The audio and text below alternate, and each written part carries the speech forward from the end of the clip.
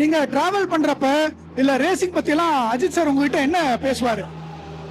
இல்ல பேசிக்கலி நாங்க எல்லாருமே அந்த ஒரே like minded people.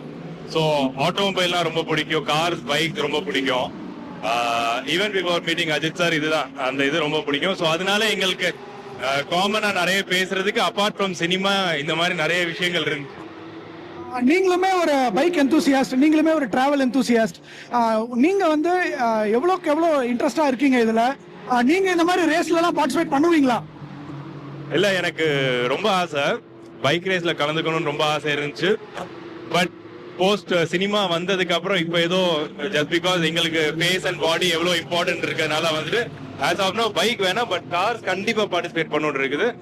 Maybe another 2-3 years I would definitely race. That is another surprise.